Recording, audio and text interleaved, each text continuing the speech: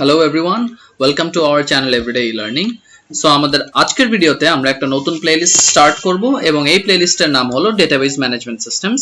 So আমাদের এই প্লেলিস্টে আমরা ডেটাবেস কিভাবে ক্রিয়েট করতে হয় এবং ডেটাবেসের ডিফারেন্ট ফাংশনালিটিস ইউজ করে কিভাবে আমরা প্রপারলি আমাদের ডেটাগুলোকে সিকোয়েন্সিয়াল একটা ফাইলে অর্গানাইজ করে রাখতে পারি সেটা আমরা এই প্লেলিস্টের ডিফারেন্ট ভিডিওস থেকে শিখতে পারবো।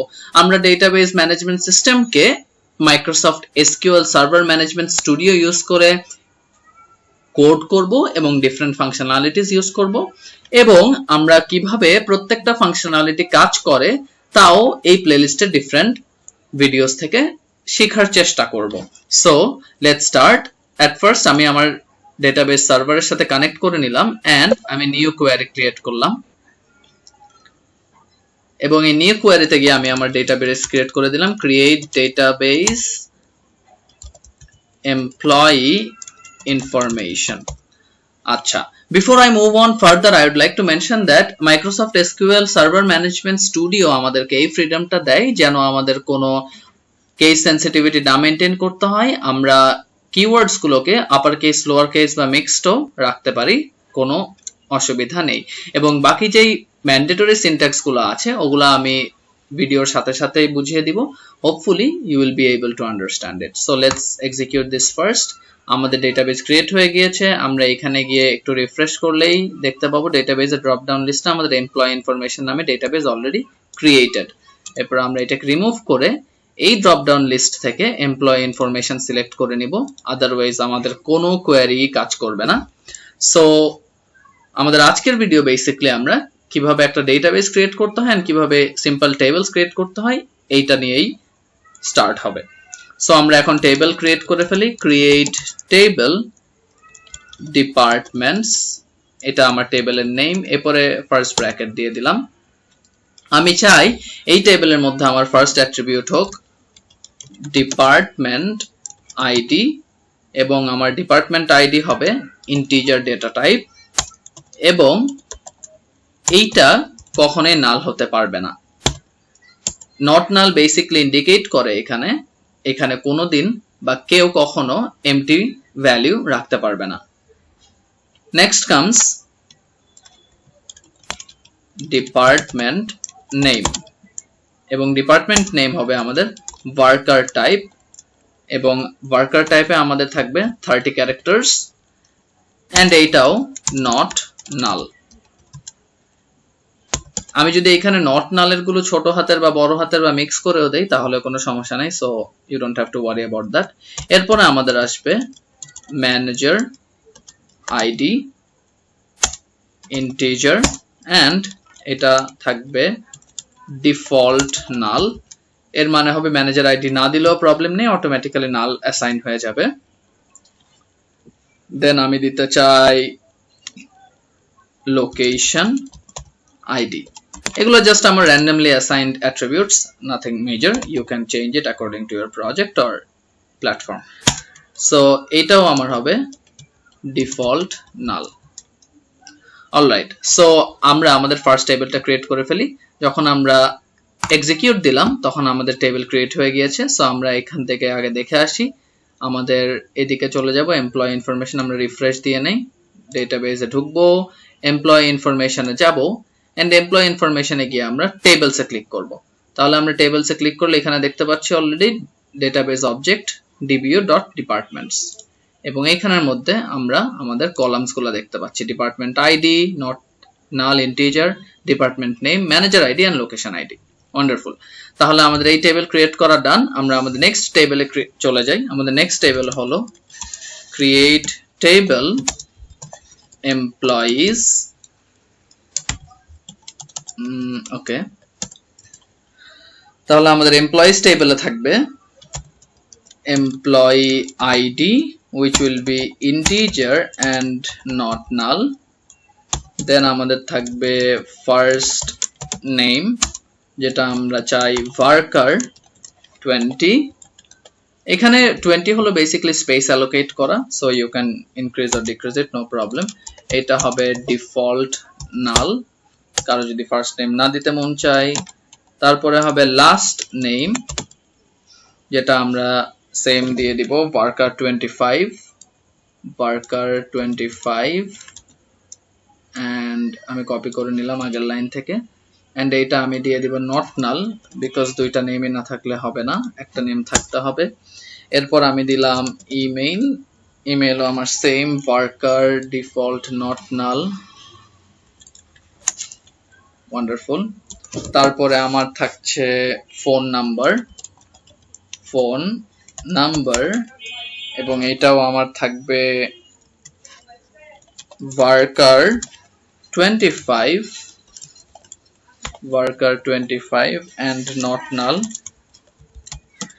এরপর থাকবে আমার hire date এবং hire date আমি ইউজ করব date data type এবং hire date ও not null থাকবে, কারণ না হয় বেতন দেওয়ার সময় obviously ঝামেলা হয়ে যাবে বা বের হওয়ার সময়। এরপরে আমাদের থাকবে job id, যেটা আমরা চাই worker 10 and default null। এরপরে আমাদের থাকবে salary, যেটা আমাদের থাকবে double data type and default null because first এ ঢোকার সময় salary নাও থাকতে পারে, so first এ default create করে দিলাম। ওকে, এখানে স্যালারিকে আমি ডাবল না রেখে ইন্টিজার রাখি, আই গেস তাহলে বেটার হয়। হ্যাঁ, একটু কম ভ্যালু দিতে হবে ইন্টিজার রাখলে। ঠিক আছে, আমি দরকার হলে যদি না আটে তাহলে আমরা পরে অল্টার করে নিব, সমস্যা নেই। এরপরে স্যালারি এর পরে আমাদের থাকবে দিলাম কমিশন পার্সেন্টেজ, কমিশন পিসিটি, যেটা দিলাম আমি ডাবল। ওকে, কমিশন পিসিটি কে আমি ডাবল ডিফল্ট নাল রাখি।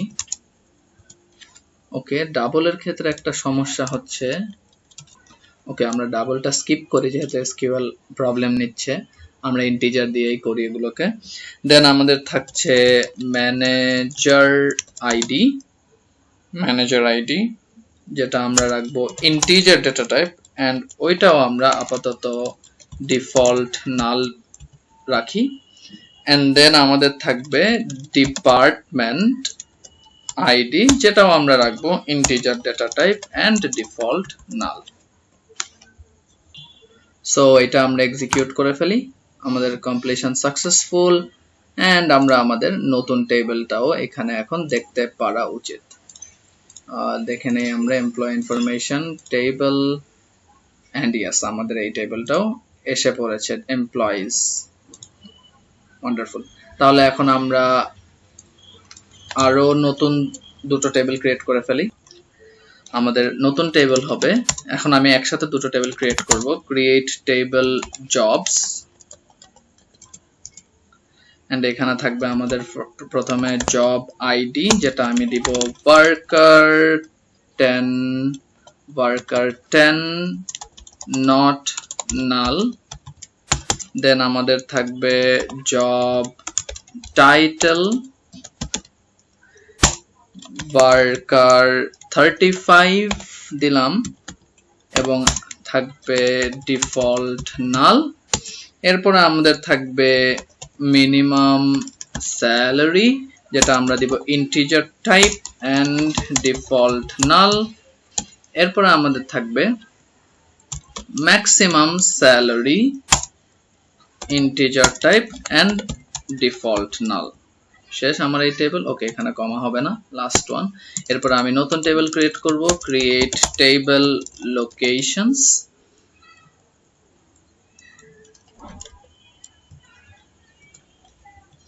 এখানে আমার থাকবে লোকেশন আইডি, যেটা হবে আমার integer type and clearly not null, না হয় খুঁজে পাওয়া যাবে না কোন এমপ্লয়িকে। ওকে, জোকস অ্যাপার্ট। দেন থাকবে আমার স্ট্রিট অ্যাড্রেস worker